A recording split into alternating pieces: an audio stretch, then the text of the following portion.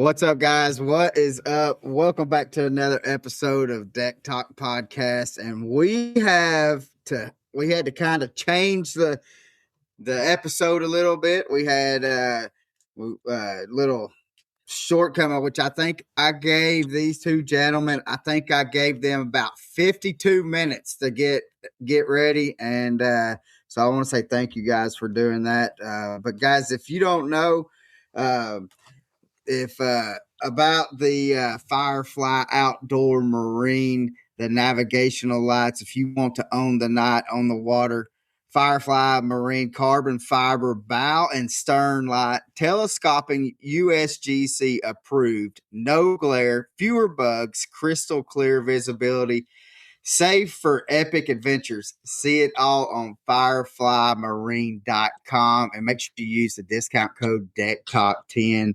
And if you don't know, guys, I'm Colin Burnett. And I'm Pappy J. What is up, all my fellow American friends out there in the world of the podcast and the TikTok and the Instagram and all the social media and all that kind of stuff. Hey, let me give a quick shout out to all our men and women in uniform across the world that is serving in our great military.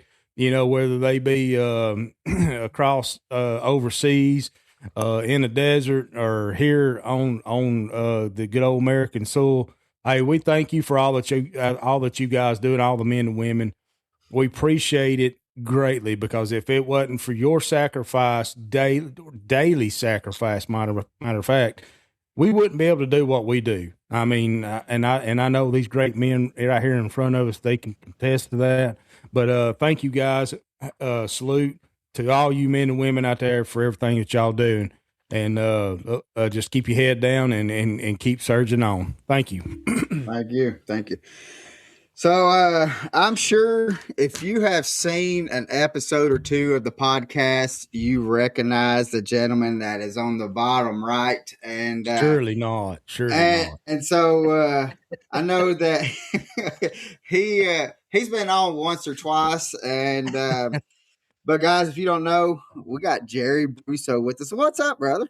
Hey, man. Hey, I'm glad to fill in for you at the last minute. And always like seeing you guys, talking to you guys. And I love the crowd that you draw.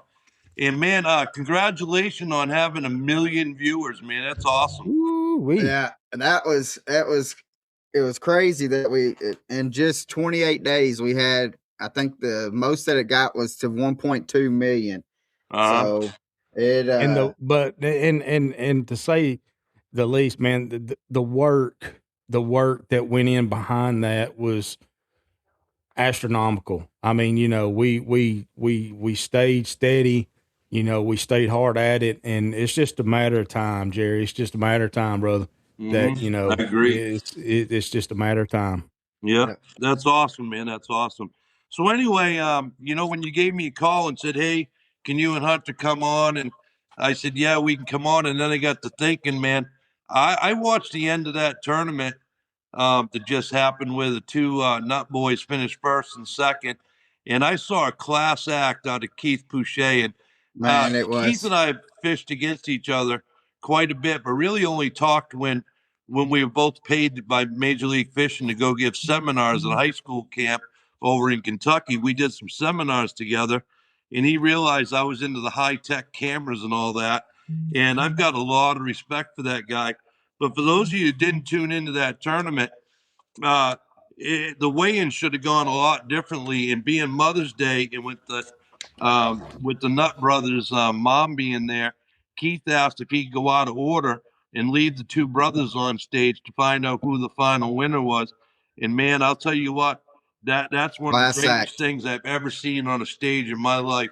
Keith, my hat's off to you on that one, brother. You did an awesome job. Yeah, great job, brother. Well, I appreciate it. And appreciate you having me on, guys. Whether if I was going to, if I was going to win or not, whether I finished weighed in last or second to last, it was really irrelevant. But the weight that I was showing on the bass track and what I felt like I had, and I just felt like that the opportunity was going to be there for them to both be on the stage eventually. Like they was going to be 1 and 2 after what it was showing. So I made a decision and I said, hey, Kevin, they had to change all they didn't put Dylan in the system. They had to go back and change it. Cause I was like, hey, whoa, let me go.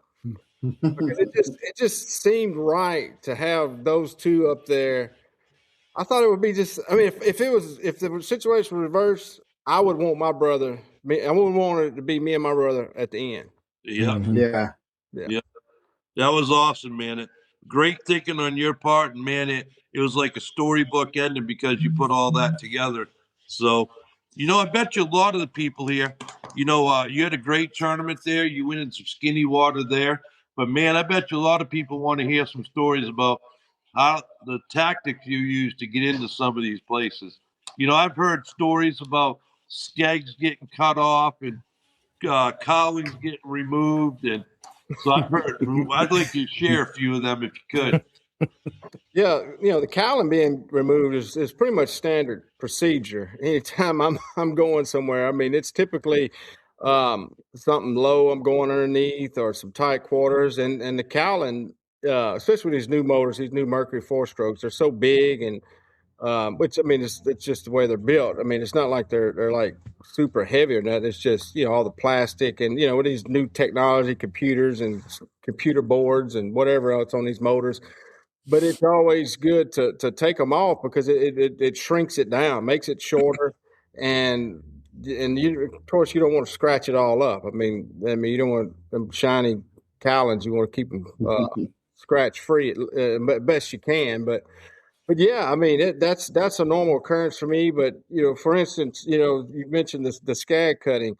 A lot of times I'll cut my skag off right when I get the boat because I mean I'm running so shallow a lot of times that skag, it extends so much farther past the prop that a lot of times I'll hit that'll kind of keep me from getting in a place sometimes because I'll hit and it'll slow me down. I mean, because a lot of times it's within an inch or two that I'm running where I'm not even hitting anything. Right. And I'm that close from damaging the prop or lower unit, whatever. But having that skag just a little bit shorter allows me to run a little bit shallower as well.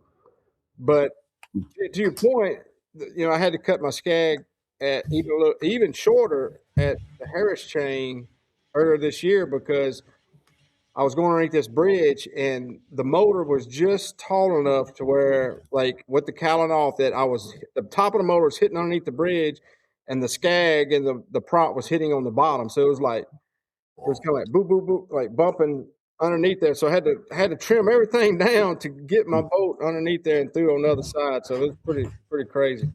Is that the one where you put the cowling up on the railroad tracks and said, "Oh, Yep. train don't come while I'm going under"? Yeah. That's it. Yeah. Yeah.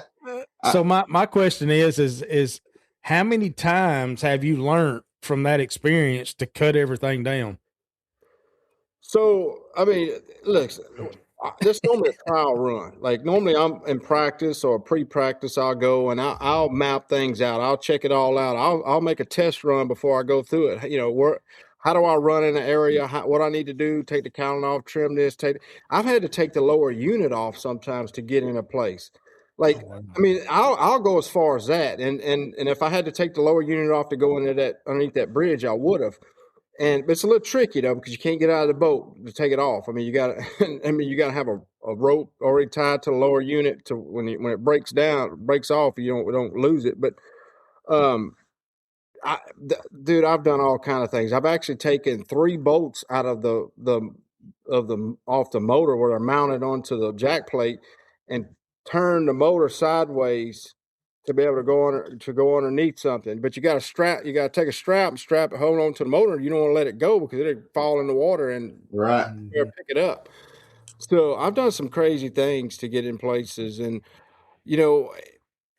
I take it to the extreme. I mean, I do what I have to do to get to an area to catch fish. I mean, and that's the end goal, to catch fish, whatever it takes. And that's, you take other guys the way they fish, the way they use these trolling motors on power poles now. They got all this technology. They got live scope on the transoms. They got all these new baits. You were showing some little old tent baits with tentacles. I mean, everybody does everything for one reason. What catch their end goal is Fish. Yeah.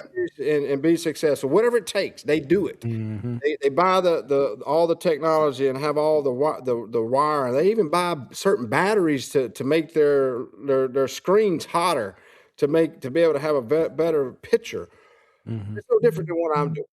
The end goal, no matter how you look at it, of what I do versus what they do, is to catch fish. 100%. Yeah. That is it. So I do what I have to do to catch them, and within the rules. Now, I mean, I can't get out of the boat and push. I can't winch. I can't have, there's more than one way to skin a cat. There's things I do that I don't say because I don't want them to make rules. They'll rule me to death if I start sharing all the things I do, the little tricks and trades to get back in places or do things without breaking a rule. So I've taken this to a new level, and I spent a lot of time in that little gator tracks with that mercury, and I've learned what it will and won't do with a prop, flat bottom boat. You can't run jets or tunnel holes, so you have to do it out of a prop, traditional factory boat. So I've really figured it out. And do I still hit? Yes. I mean, things happen. I mean, sometimes you just don't have water, and it's just impossible. But I know how to run it to where when I do hit, it's not catastrophic. You see what I'm saying? Yeah. I still run over something and coast through it, jump it, boom, bang. And yeah, there's still going to be some accidents, but I'm able to get through it and catch fish. The end goal to catch fish and be successful and potentially win. That kind of sounds like when you said you don't want to rule them. It kind of sounded like old Roland Martin when he said he first started fishing bass, that there was four rules that they came up with, and they called it the Martin rules. And I mean, I can't remember all four of them, but he was he's the cause of it, and that kind of sounds like he might have should have took your theory behind that one. Yeah, there's some Keith Poche rules already for sure. Last year, there's no doubt. And and honestly, I mean, I've tried to be transparent with everyone to an extent, and with the tournament director, especially on one particular league than the other. But my honesty and my forthright and trying, and of course, I'm not. That's the right thing to do, and that's the right way to be. Yeah, that backfired on me. They used my honesty against me. Against you, yeah. And now I'm not telling them nothing. I mean, they're gonna have to just polygraph me or whatever. But I'm not. Hey, bro, no, man. So yeah. When you get back into some of these areas, do you ever have company back there? I mean, I guess maybe the only other real shallow fisherman would be John Cox, wouldn't it? Yeah, John does similar stuff what I do, but I take it to a new level. I know you do. His boat it's a big boat. Yes. I think it's a 20-foot with a 250, but it's a big wide boat. And now he can get back in places, but his he's limited. His accessibility to run extremely shallow or jump certain things is a little limited. Now, it hinders him. I feel like now my deal is just like way off to its own, like it's way more extreme than his. So, great fisherman, great. I mean, and actually, I got to give him a lot of credit. I've watched him and seen how he's been successful over the years. And doing that backwater and kind of out of the way places, and that kind of sparked my interest to want to do the same. And but I just, like I said, I just went off way deeper than he did with it, and it works out sometimes, and sometimes it doesn't. I mean, just this past week, I mean, I'm limited on the amount of fish. You got to think when you get in these places in these small areas, there's only so many fish there. There's only so many fish there versus, like the Dillon Nut, Carter that won the main lake. They have so many more abundance of opportunities to catch fish. There's a bigger school. and of course they have more time to fish. They don't have to run as far as I do. They have to work at, zigzag and figuring out how to get back to this place. So yeah, when I get there, they're normally a little bit fresher and they're a little bit less pressured. And I'm able I have to catch the ones that's there. But when they're gone, they're gone. I mean, and I Yeah. typically run out of fish, and that goes to show. Now, if I would have hammered on them the first day, because I left early the first day because I was catching a lot of the same side. I didn't want to burn too many fish. You got to think, hey, go in there, you catch what you can catch, and not catch too many because you need them for day 2, day 3. Right. I just didn't get a big bite the first day. I might have had a big bite, but how many 2-pounders, 2.5s would I had to catch to get that 3.5, 4-pounder? You see what I'm saying? Mhm. Yeah. So you have to kind of get what you can get and say, all right, that's it. Let me go on and go somewhere else and let this rest. So I just ran out of fish, and ultimately I come a pound short. So congratulations to them. They're great young men, and I'm happy for them. And but there'll be another tournament. There'll be another opportunity for me, and that's I've Oh been yeah. so long. I know. I mean, you can't. It used to bother me really bad to come up short or not win. But hey, man, I'm gonna have another opportunity. My time's gonna come. It's done came before, so it is what it is. You just gotta take it and keep rolling. Yeah. So we got a question for Jerry. Simplify 2531 says, "Hey Jerry, my question is: he glad he went to the aluminum for all the backwater fishing that he does?" I guess that would be actually for Keith. He's Yeah. just saying, "Hey, Jerry." Yeah. Oh, yes. I mean, am I glad I went to the all aluminum for Yeah. 100%. So here's the deal. Boat technology is advanced so much, whether it's fiberglass or aluminum. But on the aluminum side, I run the Gator Track Strike Series as well, which is a 20-foot support. So it got a performance hull. It runs in the 70s. Got a 250. It's a fast boat. I mean, it performs just like a fiberglass. But the aluminum, especially Gator Tracks, is all welded, 3/16 thick hull.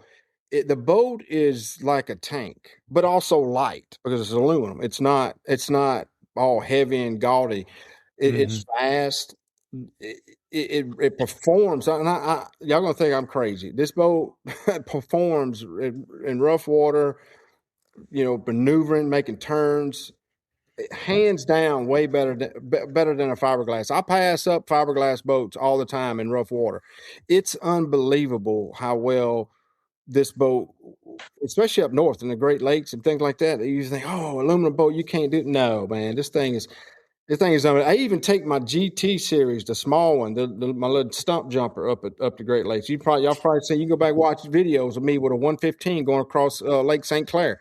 I mean, just jumping away and passing up fiberglass boats. So just imagine what I can do in that 20-foot strike series. So, also you go into the fact that, all right, fishing shallow or fishing deep, whatever. But if you fish shallow, I mean, you ain't got to worry about scratching it on rocks, stumps, docks, whatever. It's aluminum. You're not going to be, thousands of dollars out on fiberglass work. Or I mean, you just take some touch-up paint. And, I mean, it's so easy.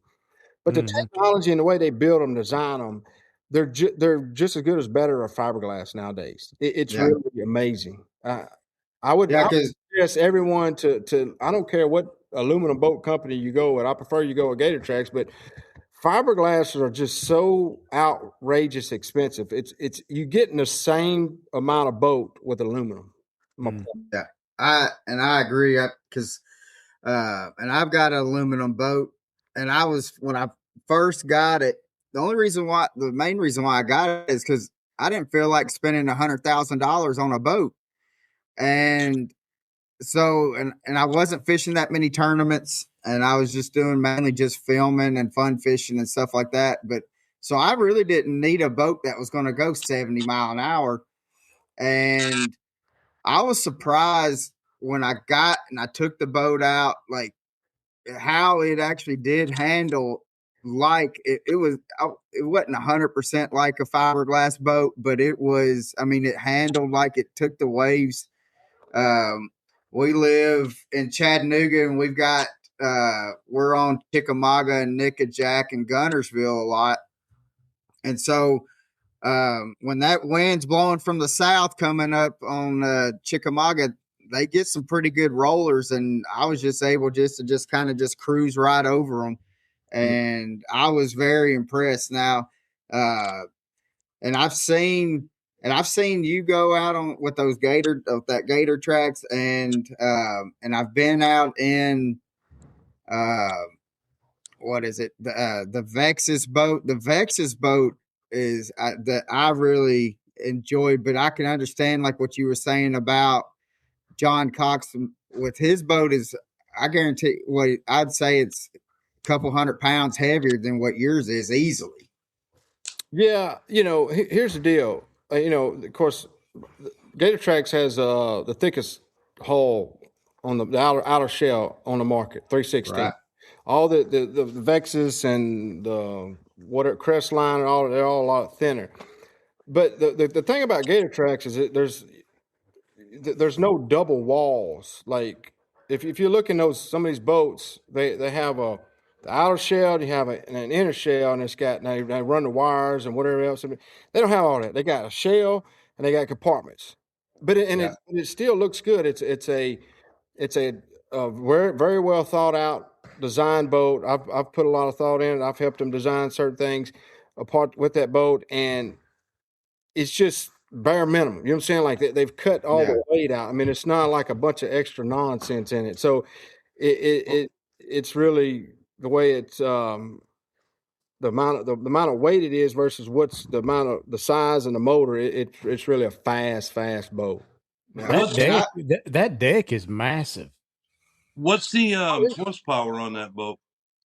The Strike Series is 250. It's got a 250 on it. Runs into the Gator Tracks. Yeah. The little one you used. Oh, the little one's it's at a 150. 150. And what does it run for speed with a 150 on it? I get 48, 9. I mean, depends on, how well I got it loaded, but I run a 4-blade prop. But 46 is easy, 7 easy, but I get 48, 49. I mean, it's a 19 foot, like it's flat bottom. It's got a flat bottom hybrid V. So what that means is it's flat and then it comes up to a little V. But a flat bottom, I don't care what boat it is, it's only going to do so much and then it's going to start porpoising. It doesn't have that continuous V to weigh, whatever the technology, the way that is, that makes it not porpoise. But now it's got some trim tabs on the back, which helps a little bit, but a flat bottom, I don't care which one it is. When it gets so fast, it's gonna want to porpoise. But anyway, I wanted to have the smallest size motor because the bigger the motor, the bigger the prop, the bigger the hub, the more you got to surface that's going to hit something. So I've hit a lot more with this 150 than I did with the 115 because it's a smaller diameter prop, smaller lower unit, everything, and I'm able to get up out of the water more and less prop, less diameter to hit something. So now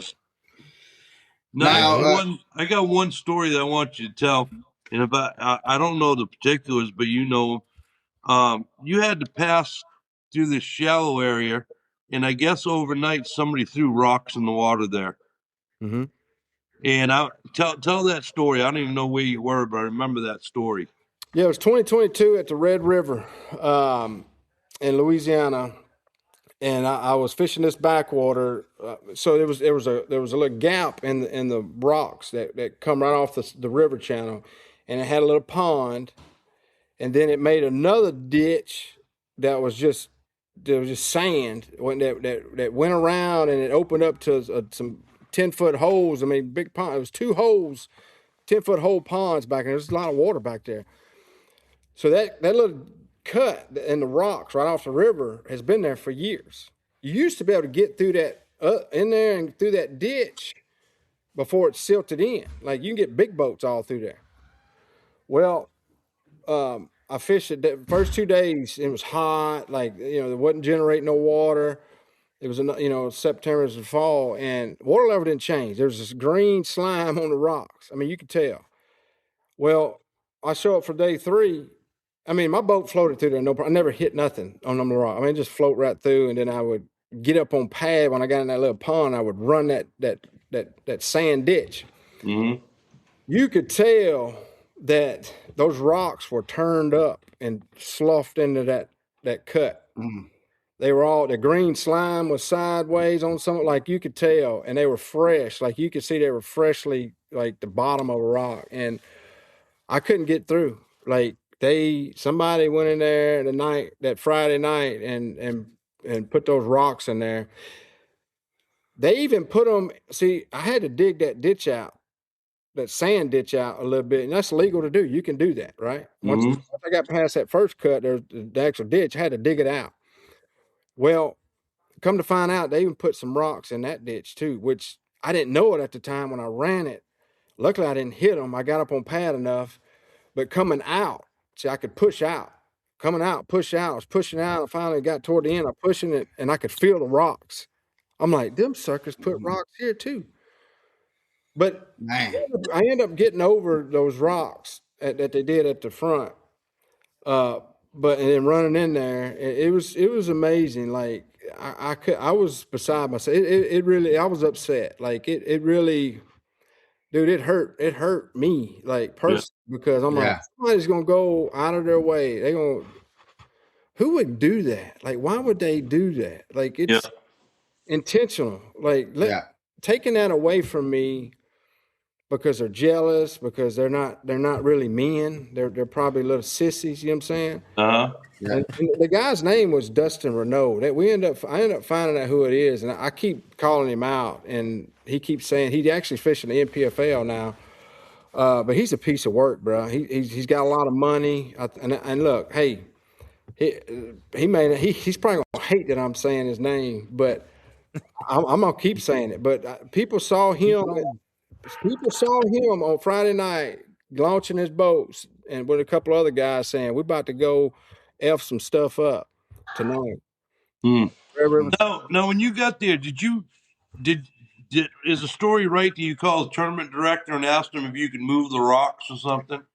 So I called the tournament director, and I'm like upset. I'm about crying, bro. That's how upset I was about it. I could not believe someone would do this. Well, I had some fans that had followed me. They were just, trying to see where I was fishing. Hey, bro, I had a marshal. I had an observer with me that day. I'm on the phone with Hank Weldon. Mm-hmm. And them dudes are hearing all that stuff, what's going on.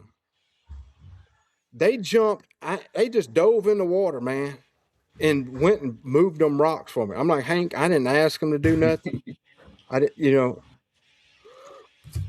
So that worked out. So he couldn't DQ me. No. Because I'm on the phone with him, and them dudes just jump in the water and start moving rocks. Yeah, there you go.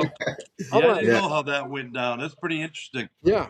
So let me ask you a few questions. What's your favorite body of water? I would say the James River. It's a tidal fishery, shallow water. There's some giants there. It's a fun place to fish. I actually I won a pro circuit there last year, but my first time ever fishing, I fished the Open in 2022. I finished second to Kenta Kamira. I was leading going to the last day, dude. I found one of the most phenomenal fish spots I've ever found. It was, dude. I could probably catch 30 pounds a day in there. I just didn't have time to figure it out. I was building a house. I actually showed up late for practice. Didn't even practice that much. Ended up catching 24 pounds one day. Finishing second, then went back again for a Bass Pro Tour, caught an 8-pounder out of it, and then come back again for the pro circuit and ended up winning barely by 4 ounces. Nice. But I exposed that place, and it started getting a lot of pressure, and locals started going in there, and it really, it got tougher, but they still in there.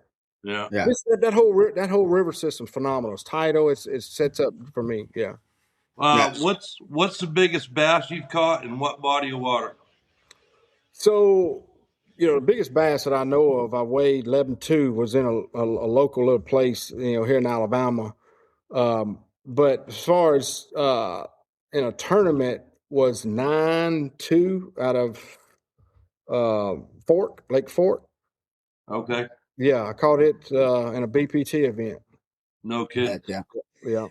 You know, I can remember, I guess it's one of the first events that I remember you, and I guess you say you come in sideways on a into the classic after fishing an MLF event. I can't remember what it was, and I mean you come in uh later than, and because I know when we were at the classic uh and the talk was that you was going to be coming in hot. What was it, the night before day one, and you actually, because you was up in, you were up in the Northeast from that tournament, correct? No, it was actually 2023. It was classic at Tellico, Fort Loudoun Tellico Right. in Knoxville. We were fishing a Bass Pro Tour event, Douglas, Cherokee. So it was 2 days on Douglas and 2 days on Cherokee. And I was actually staying in Knoxville while I was fishing the Bass Pro Tour event. It ended on Thursday. I won on Cherokee on Thursday. Right. And the Bassmaster Classic, the first day of Bassmaster Classic, started the very next day on Friday. Yeah. So I was, Yeah. and the only time I got to practice for the Classic was my day off, because it was like two groups, for the Bass Right. Pro Tour. So my day off on a Bass Pro Tour event, I would practice the Classic. And I didn't even get every day of practice. So, and I still almost made the cut on the Classic. You did. Yeah. Yeah. Because I remember you coming in and because I was surprised, because some odd reason I wasn't thinking that you was on Cherokee or Douglas, because that's not really that far of a little drive from Knoxville to Cherokee or Douglas. And so I mean I was thinking that it was farther away up, like up northeast somewhere. Fort Loudoun is actually the next lake down from Cherokee. Like Right. Like the below the dam, that's Fort Loudoun, but they cut us off at a certain bridge because, if they wouldn't cut us off, I would be the only one to be able to get up there, and I would have probably blew that in the way too.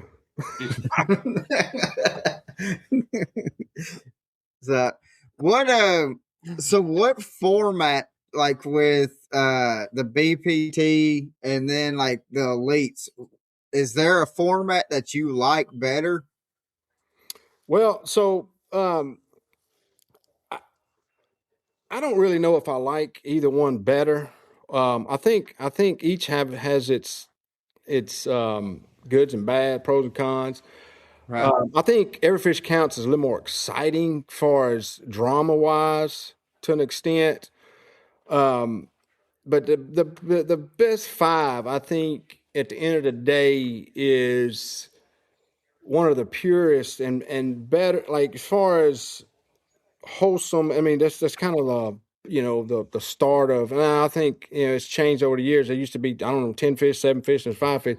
So I mean the amount of fish has changed, but I think a 5 fish is a lot better for technique wise, for the sport in general, the way it's ran, the format. I mean, I just think it's just a better look. Now, with that said, there's a new deal coming here in a couple weeks. I just posted on my social media. You may want to go check it out. It's a team deal. It's a test run deal for potential new opportunity of a tour. The future of tournament fishing, team fishing, and it's kind of a hybrid format, a hybrid deal. And I ain't gonna say too much about it. A lot of it I've worked on. A lot of it was my idea. I come up with this idea years ago, working on another deal with some anglers, and it's pretty exciting. It's pretty exciting. So I'm excited about it to to help showcase something like this. So March 27th, Lake Guntersville is going to be from noon to 7. You guys need to stay tuned. It's going to be all live stream. We're going to be live stream Fish Chaos, live stream on our own social medias. We're going to have some celebrities there fishing it. It's going to be a big deal. Heck yeah. Yeah, and we'll keep in touch with you on that as well and following up to where, because we'll promote it as well on our on all of our platforms. And so what because I know, like, I grew up being a river rat. And when it comes down to like fishing highland reservoirs or clear deep water and stuff like that, like it kicks my rear end. So with growing up and being from Louisiana, and fishing all that shallow water and stuff like that, does highland reservoirs give you more issues? Well, so the problem with some of those is they get shallow quick. Right. You know what I'm saying? Like the flatter it is, the probably more the farther you can go. It may be a little sketchy, but the farther, see, when it's so uphill, that there's so much fall.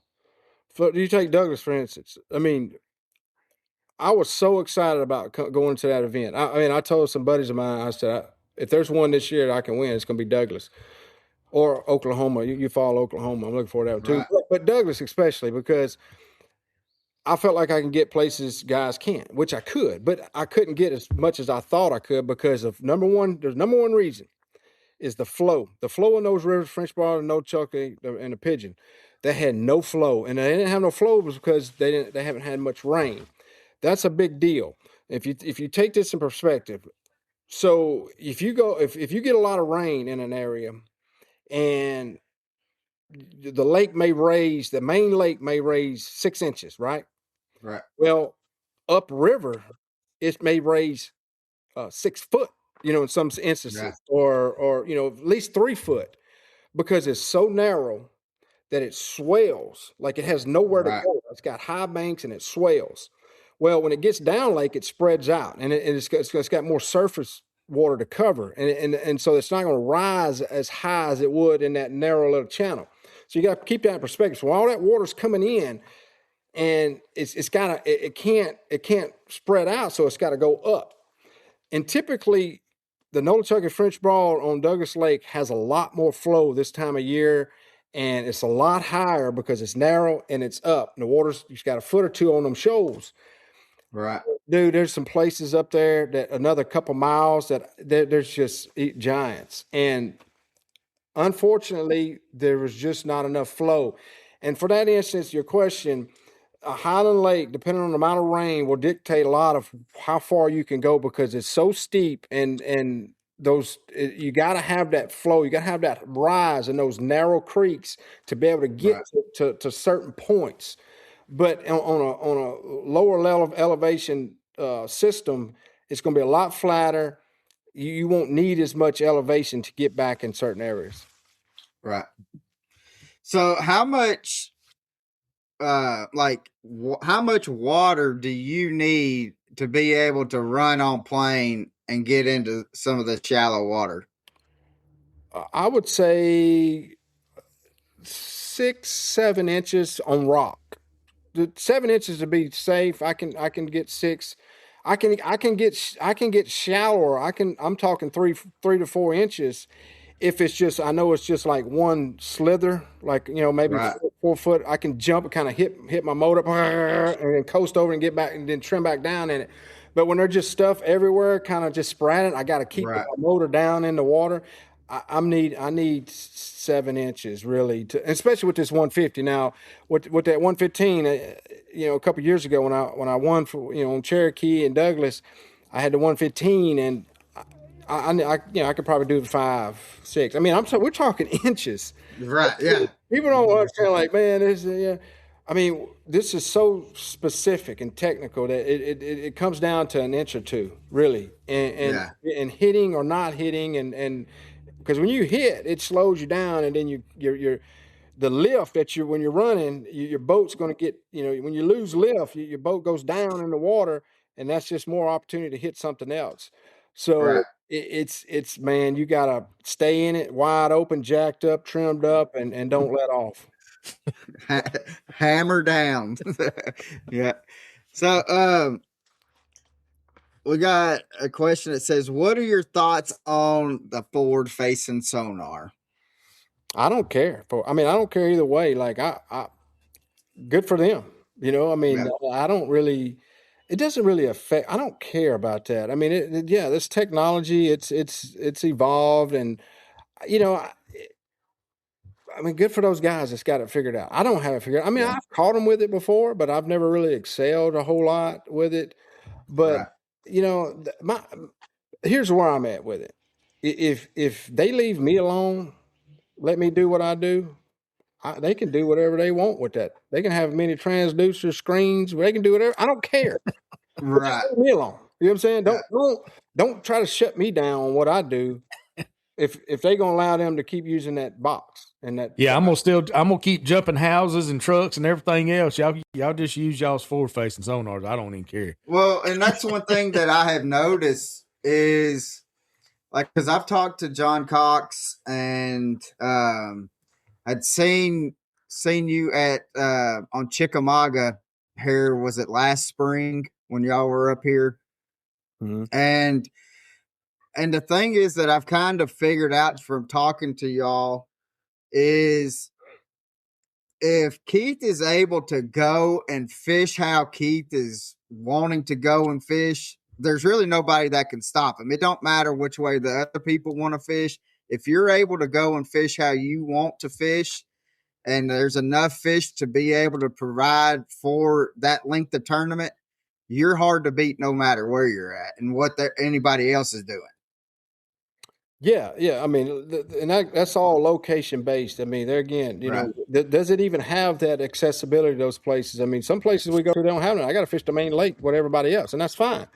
Yeah. Well, at least I have that capability in certain areas. But yeah, I mean, look, I don't care what they do. All this talk about I mean, just make a decision, somebody. Just let them do it. Like, I don't really care. Like, it's really a lot of extracurricular drama that's dumb. Like, it's really getting old. I'm tired of hearing about it, to be honest with you. Right. Like, it's real. Like, love it. like, let's just go fishing, man. Just let people Exactly. and let's just go, just whatever. Yeah. If you got it, fine. If you don't, fine. At the end of the day, we're doing what we've always done, and that's fish. Listen to me. Listen, and this is what it boils down to. Here, I'm gonna tell. Listen up, Boyd Duckett, Chase Anderson, and whoever else you want. Look, if you want to be like NASCAR, that's fine. Make everybody run the same exact size boat, the same exact motor, have the same amount of rods, the same amount of electronics, the same amount of way to like if you're gonna do it all the way. Yeah. Right. Yeah. Stop this and that, rule this and all that.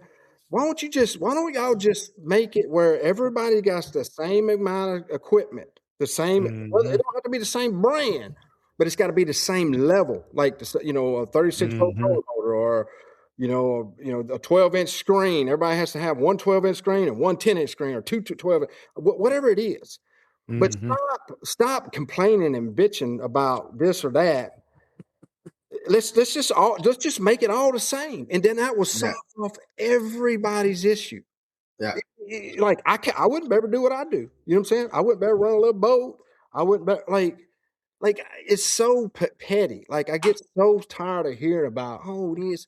If this was a true league and we the best and we this and that, why won't you act like it? Why don't you put things in place as a organization like we're a professional organization? Well, act like it, bro. Why don't you get up and do some things that's going to make things better for the anglers and for your organization? Because apparently you're not. That's what I think. That's my opinion.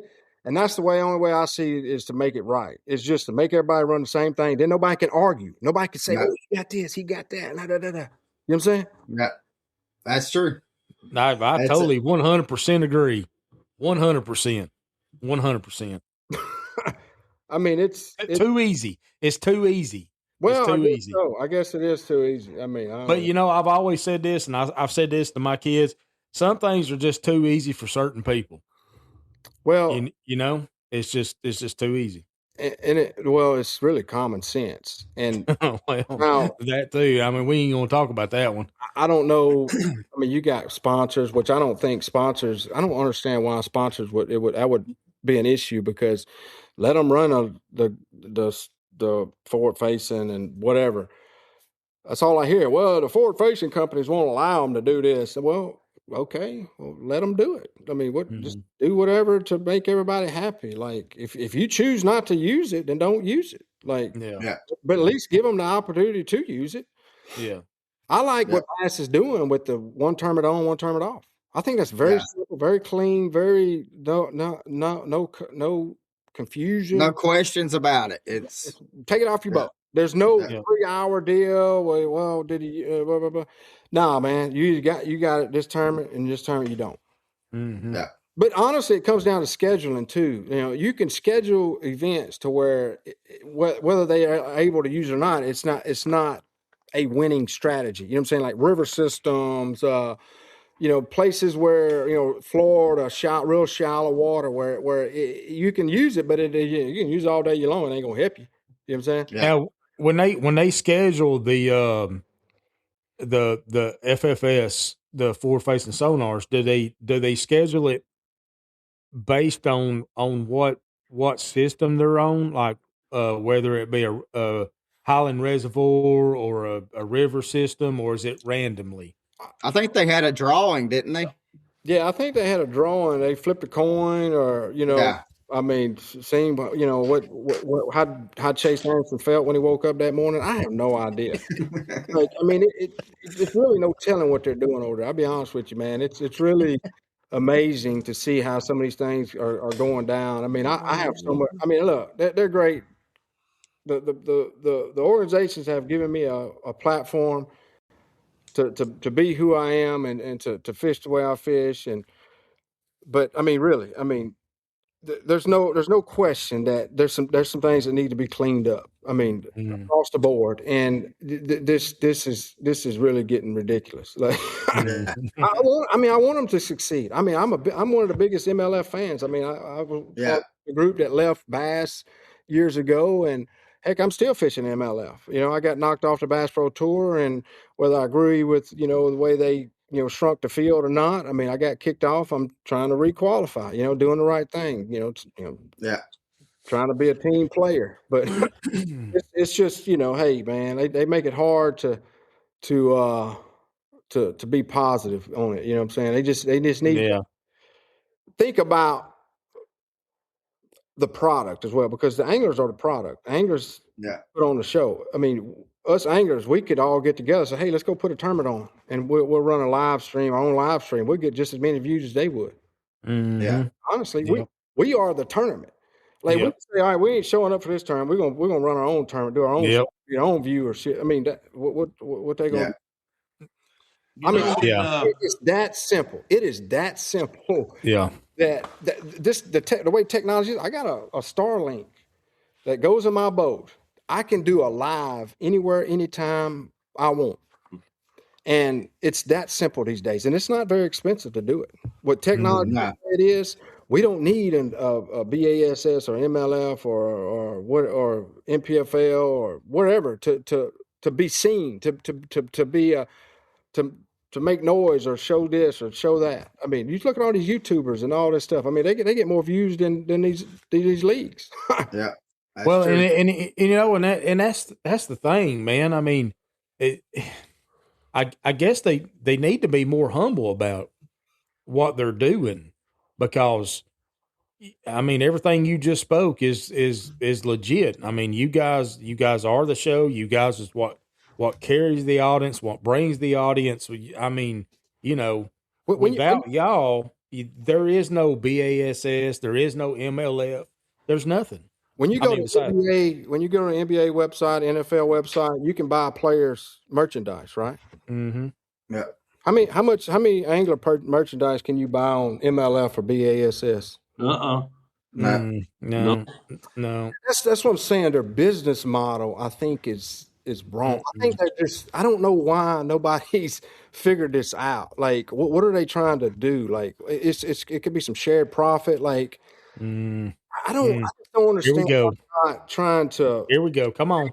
help the anglers. Like, there's Yeah. so many more ways to make money, generate Yeah. income, and it's like they just don't. They're lazy. They don't want to do it. Like, it's not that hard to set up. It's a professional sport. So why would you not be able to claim royalties and everything else like that? Hey, bro, hey, beats me, bro. Yeah. Yep. Crazy. That's what I'm saying. But I think we got a bunch of rednecks running this. I mean, I'm a redneck, whatever. Well, so yeah, I mean, hey, you know, I think we need some smart people up there that can run the show. You know what I'm saying? let's go, Jerry. Let's go, There you Jerry. go. Hey, when you were all talking about the flipping of the coin for whether you had forward facing or not, I think that was all a game, because instead of, my idea was they were going to take every lake, they'd have a coin, and if the coin came up heads, you used it. If it came up tails, you didn't. That's not what they did. They had two lakes side by side, and they flipped the coin. And if the first one didn't get forward facing, the second one did. Yeah. And then they take those two away. They put two more up, and it'd be the same thing. So you're almost hoping, there's no way you could end up with like 75% with or 75% without, because they were trying to even it up the best they could to start with. Right. And I was like, man, I didn't know you were doing that. This seems like the biggest foolish game anybody ever played. Yep. Let's be fair. Yep. Each lake, heads you do it, tails you ain't got it. Let's go. Yep. I'm gonna tell you, that was the when best it first to do it where to be 50%. You know what I'm saying? They wanted it to be 50%. exactly. They didn't. I mean, I get it. They wanted to have some with it, but that was the only way to make it where it was an even, deal. Right. Yeah. When it first came out, you could put that forward facing on them fish, and man, you catch 8 or 9 out of 10 fish. And down here in Florida, everybody using it on these deeper lakes, which we don't have a lot of deep lakes down here. You start to hit them with forward facing, you start to see them scatter away. Yeah. Or you run your bait through them and they just move out of the way because they've been shell shocked. And I told everybody, just let it take its course. It's not going to be as deadly. Nah. And when they get tired of that scope and all them baits being thrown on them, guess where they're going to run? To shallow water. They're going to run to Keith Poche. That's it. Yeah. Right in the Keith Poche area. Well, and which, Jerry, we've talked about it, because I don't know if it's been on the podcast or if it's just been in regular conversation with you, that even like on Chickamauga, like for like summertime comes around, and it's starting to get that way now because the fish are pushing out to where you have to just grab a ticket and just sit out there and just wait your turn to be able to get on these ledges. Well, I've seen within the past couple of years, like there has been, I've caught some bigger fish even starting to be pushed back up into the shallow waters and stuff because of it. Yep. It's happening. Nobody believed it would, but it is actually happening. You can see it happen. I tell you, Before we get too deep in this, I had a bunch of people that want me to ask Keith a question. Okay. Keith, if you had to fish the entire year of tournaments and they only allowed you one bait, what would that bait be? Jig. I'd throw a jig. You can swim it, you can skip it, you can whatever, flip it. The jig is one of the most versatile baits.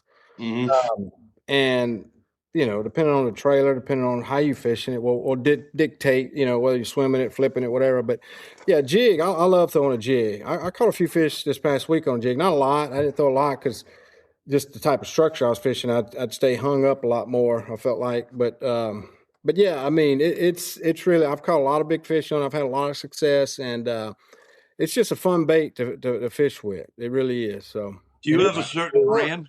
Huh? Certain brand of bait of jig? Oh yeah, the Berkeley power jig. I mean, the power Okay. jig they got, it's just good as any. It's got the scent in the skirt, so that's always an added incentive to throw it. Scent's a big deal, with the max scent baits Yeah. I use. I feel like really I get a lot of bites behind guys using max scent. It's really amazing that, Yeah. and of course they got that new lab series out now. It's really some, the way that scent disperses out of those baits. It's really a cool process on how they've developed all that stuff. Well, let me ask your opinion on something. Do you ever and I know the what is it? The belly bombs that they push into the bait and it's supposed to slowly release the scent. Do you use any of that on your trailers or anything like that? I don't. No, I don't. Yeah, I use the max I scent. think Lucas Black uses it a lot. I didn't know if it, a lot of anglers use that or not, but I was just kind of curious about it. Is that you talking about the Mr. Friday Night Lights? Friday Yeah, Night yeah, Lights. yeah, Yeah. yeah. Well, oh no, Fast and Furious. What Yeah. Tokyo Right. Drift. Tokyo Yeah. Drift. Yeah. Now I do got a question for you. Now, as far as like going back on electronics, forward facing sonar or side imaging, what would be your pick? So I would say forward facing sonar, and I'll tell you why. A lot of people say, "Oh, I'm forward facing, and I'm throwing a minnow on the fish or whatever." They fishing with it. Mm-hmm. They trying to see the fish. Mm-hmm. I can't catch them with that thing. I mean, I have a few times, like I caught him with the General on a shakehead one time at Rayburn. Should have won the tournament. But you know what I use that thing for? What's that? See what they're doing.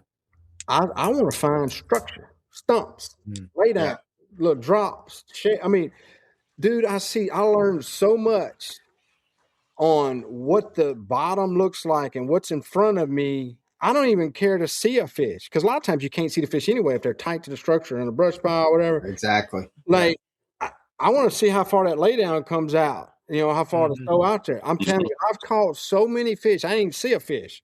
And I caught a fish with that thing without even seeing one because I knew what direction to throw my bait at that piece of structure. That is more important to me personally than chasing a fish down and throwing a little minnow at it or a ball with tentacles on it. That's not my deal. I've tried it this year, and I may get a bite or two, but I can never ever be. I can never excel at that. Just like some people can't excel at what I do. I mean, I probably can skip and pitch and better than any Drew Gill or any. You know what I'm saying? I mean, I love Drew Gill. He's a great dude, but he ain't gonna come in my world up the river, fly that boat, and skip a creature bait or Berkeley pit balls and a laydown better than me. It ain't gonna happen.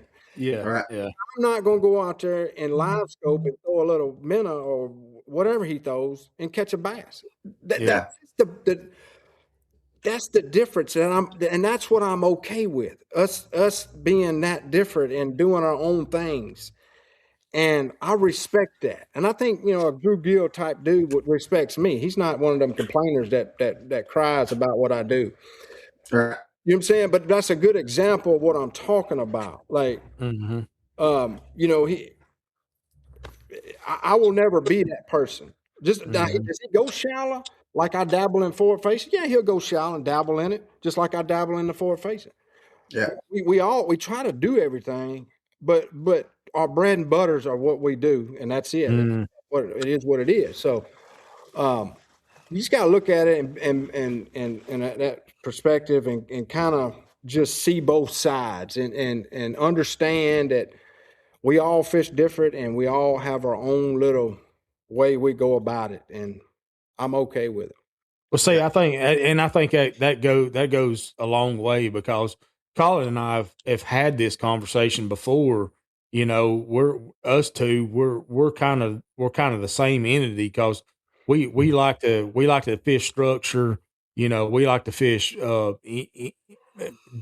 deep docks, shallow docks, any kind of shallow flats. Something that we can see, throw out, and we do well at it. Now, when the time, when the fishing starts moving out or whatever, and it kind of gets a little tough, but we kind of try to adjust. But that's us. That's how we fish. And there's no taking that away from us, or there's it's not the right way or the wrong way. It's just how we fish.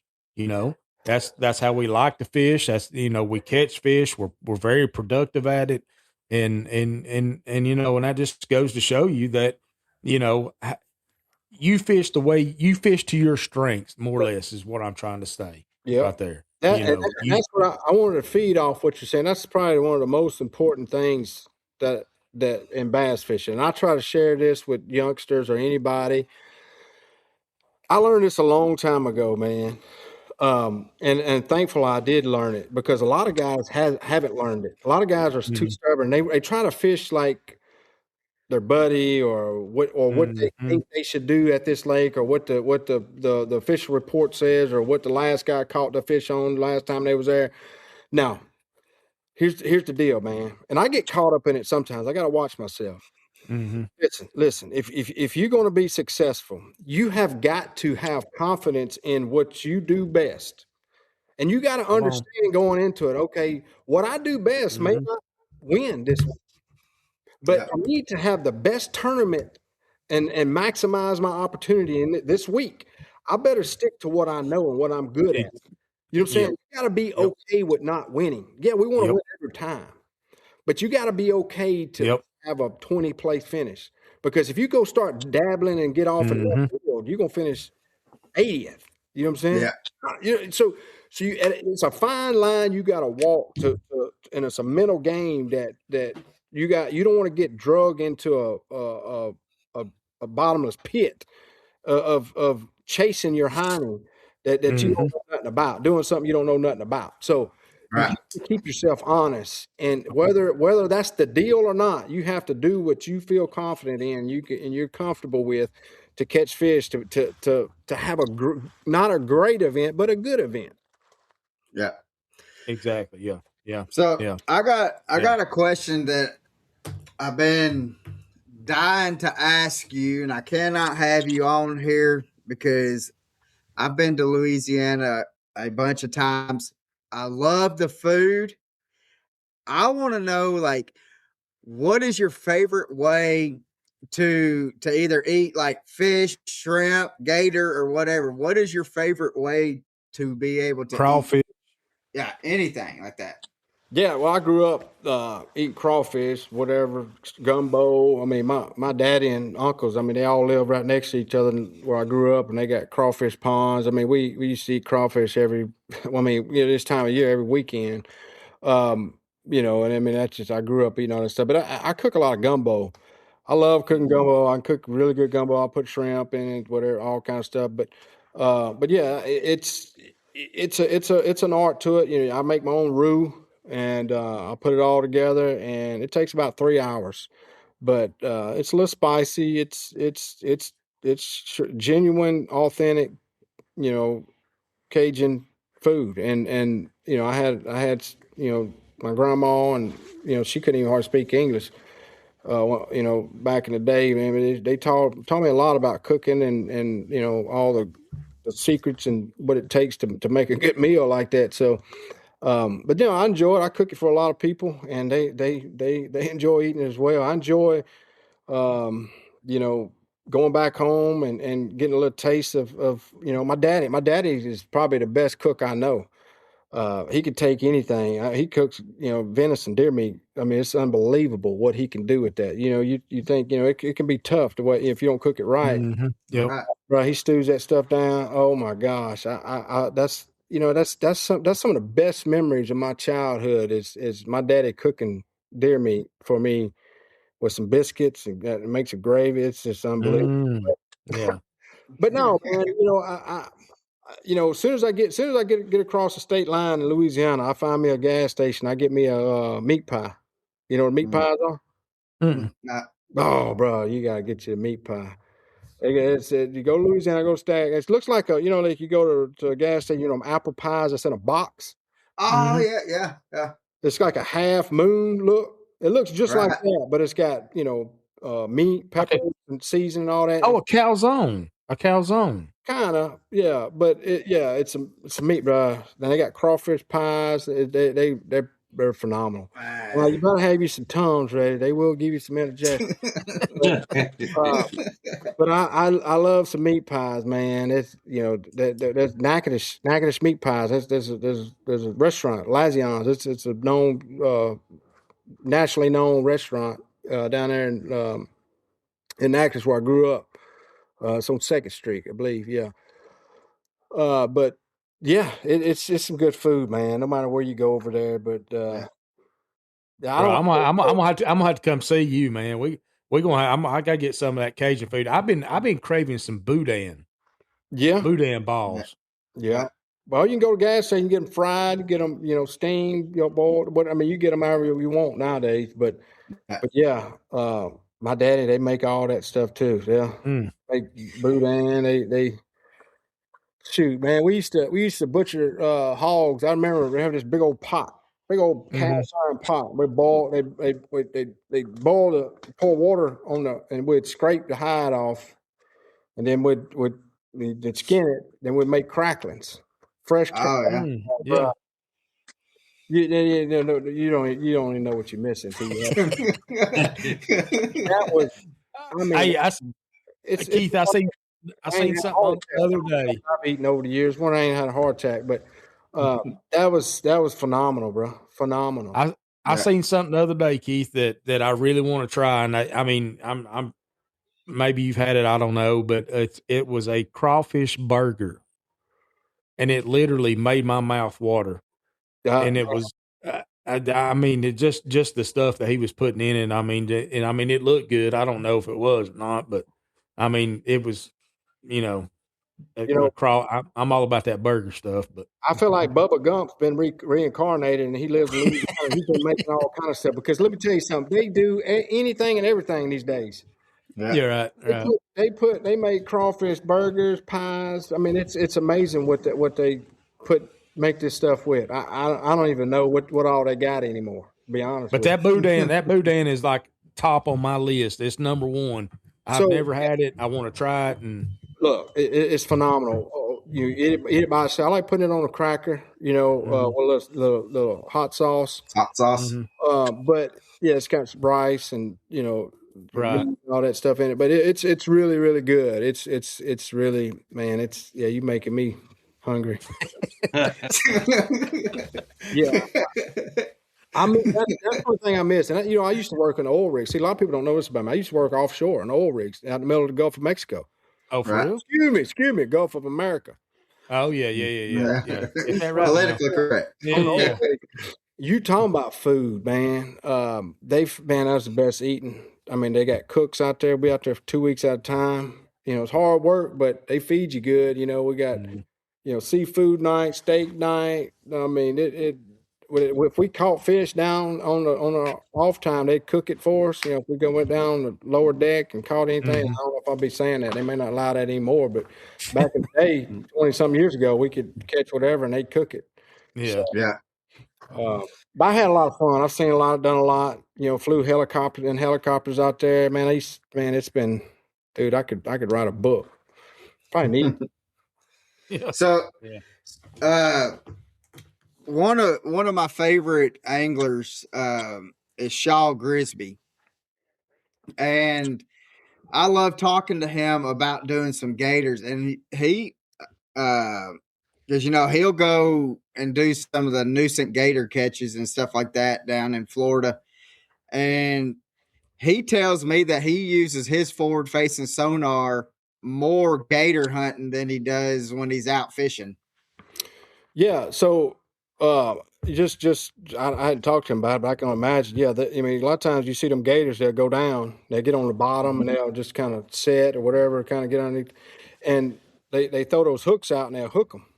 So seeing that gator out there with the forward facing, throwing it past him and hooking him, I mean, it makes perfect sense. I don't think Troy, or T-Roy, all them, Troy Landry. Troy Landry.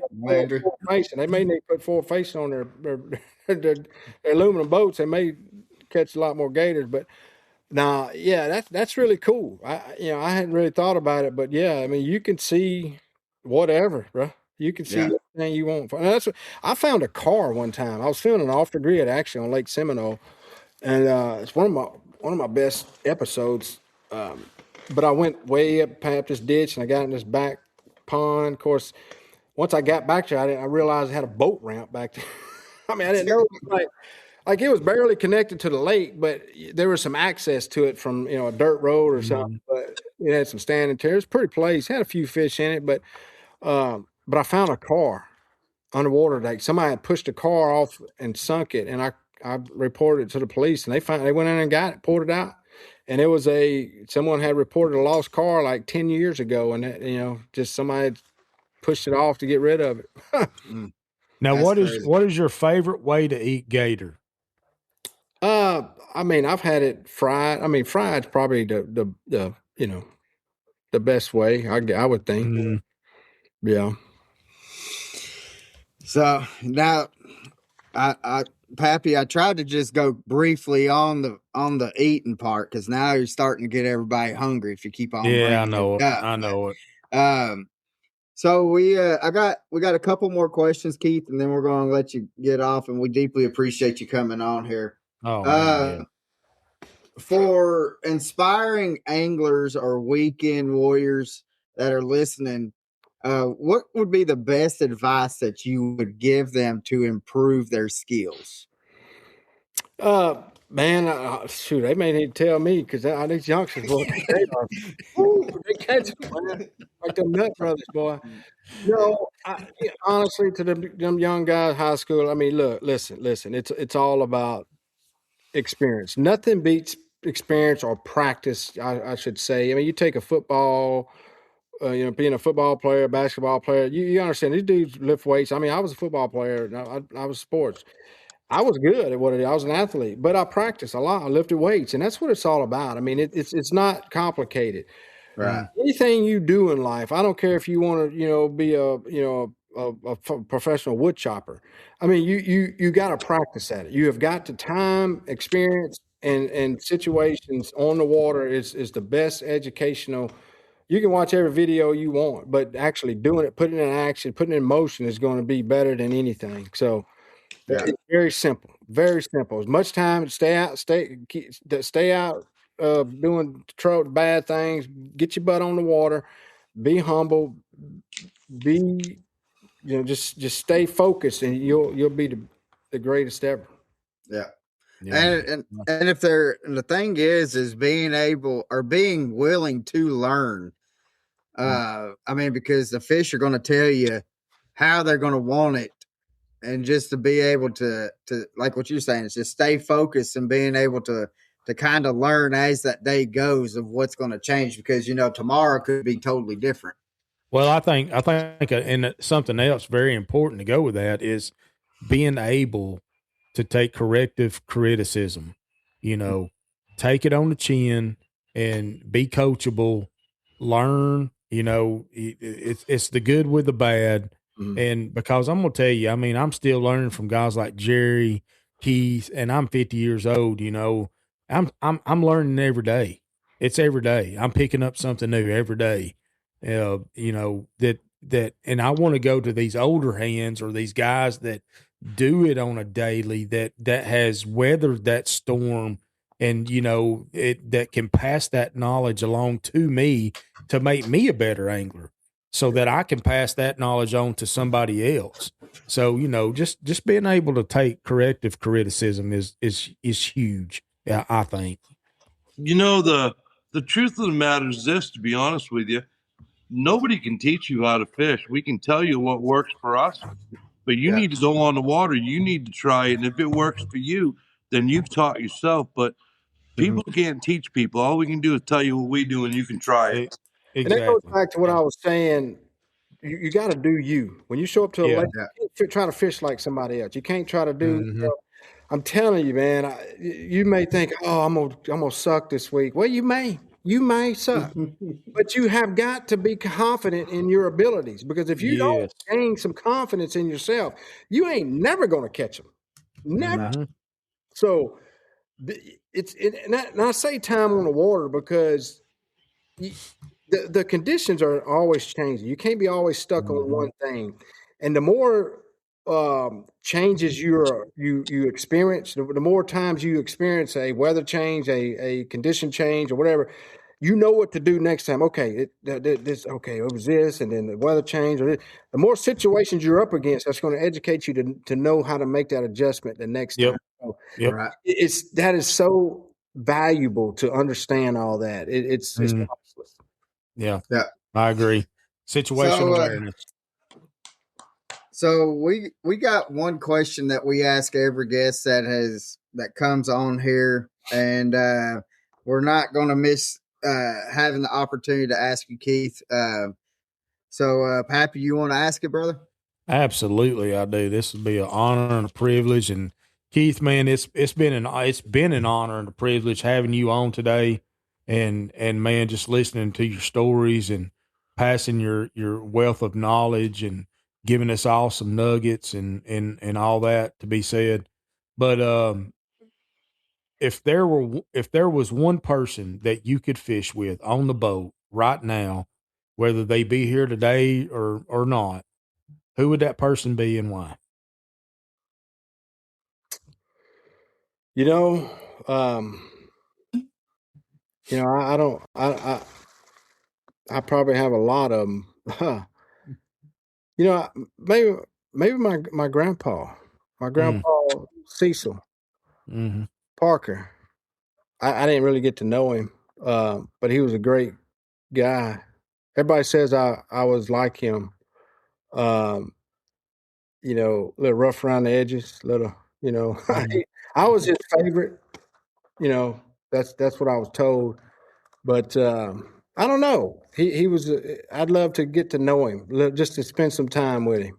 Yeah. But he died when I was young, and I never got to really, I mean, you know him when you're little, but you don't really know him when you Yeah. can't remember. But Yeah. Right. I think that would be cool if I was my grandpa Cecil. Yeah. That would be Heck yeah. that'd be That's awesome. awesome. Yeah. That's awesome. So, but we want to thank both of y'all, Jerry and Keith, for coming on, especially with about a 52-minute notice. And I deeply appreciate it. I know Pappy does too. And y'all, it's always a great show, Jerry, when we have you on. And we want to say, Keith, man, we hope that the rest of the year for you, man, you just keep on turning up them top threes, and man, let's I'd like to see you hold up a trophy here at least a couple times this year. So let's see if we can get that done, and hopefully we're going to be able to see you here pretty soon on some tournaments. So we're going to try to get out and do some media work and stuff, and hopefully be able to run into you. But Awesome. Appreciate it, guys. so, guys, stay tuned for next week. We have Jose Cinco with Casting coming on. We're going to wherever that rabbit hole leads. It's kind of where we're going to go with it. But guys, we hope that you have a blessed day, and remember, God loves you as if you're the only person in this world to love. And we'll see you out on the water, guys. See you guys.